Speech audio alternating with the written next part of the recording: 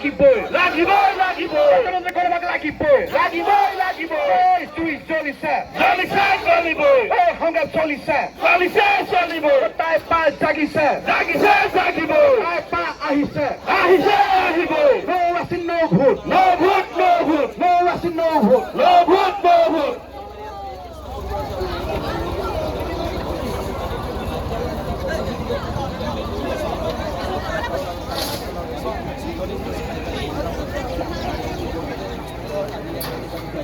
আচলতে আমাৰ টাইম যুৱ পৰিষদৰ কেন্দ্ৰীয় সমিতিৰ সিদ্ধান্ত অনুসৰি ইতিমধ্যে চৰাইদেউ ডিব্ৰুগড় আৰু তৃতীয় কাৰ্যসূচী আমি শিৱসাগৰত অনুষ্ঠিত কৰিছোঁ।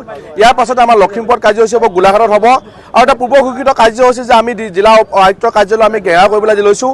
ইয়াৰ যোগেদি আমি জনজাতিকৰণৰ স্বাৰ্থ এখন দুটা দাবী ৰাখিছোঁ যে যতিশীঘ্ৰে 6 জনগোষ্ঠীৰ ৰাইজক জনজাতি মৰ্যাদা প্ৰদান কৰিব লাগে আৰু তাৰ আহোমক আমি এডোখৰ ভূমি বিচাৰিছোঁ যে স্বাৰ্থ এখন প্ৰদান কৰি যে এই জনগোষ্ঠীটোক আমি নিজকে সুশিক্ষিত হৈ যাতে আমাৰ অধিকাৰখিনি প্ৰাপ্য অধিকাৰখিনি আমি সাব্যস্ত কৰিব পাৰোঁ তাৰ কাৰণে আমি স্বাৰ্থ এখন বিচাৰিছোঁ।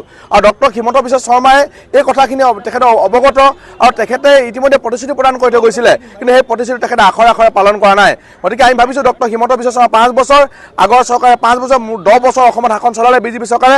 আমি বিজেপি চৰকাৰক প্ৰত্যাহ্বান জনাব বিচাৰিছোঁ যে অনাগত যদি 25 চনৰ ভিতৰত যদি তেখেতসকলে আমাক জনজাতিকৰণ নিদিয়ে তেতিয়াহ'লে কিন্তু আমি জনজাতিক আমাৰ আহোম ৰাইজৰ সকলোকে লগত লৈ এই চৰকাৰখন উফুৱাবলৈ বাজি থাকিম। হয় ৰঙামাটি নহয় গুৱাহাটী, যি আহোমসকলৰ আমাৰ আগৰ যিবিলাক শ্লোগান আছিলে তেনেকুৱা এটা পণ আমি লৈছোঁ।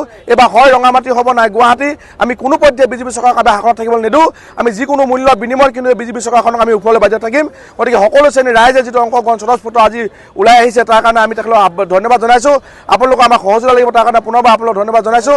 আৰু হিমন্ত বিশ্ব শৰ্মাক যাতে আমি তেখেতে যদি আমি গাঁৱৰ ভূঞে চিঞৰি থাকোঁ নুশুনে, গতিকে আমি জিলা আয়ুক্ত কাৰ্যালয়ৰ যোগে তেখেতক আমি চিঞৰিবলৈ আহিছোঁ যাতে এই কথাকেইটাক তেখেতৰ কাণত পৰে, আৰু কাণত পৰি যাতে আমাৰ জনগোষ্ঠীৰ মৰ্যাদা প্ৰদান কৰে তাৰ কাৰণে বাজি থাকিবলৈ তেখেতক আহ্বান জনাইছোঁ।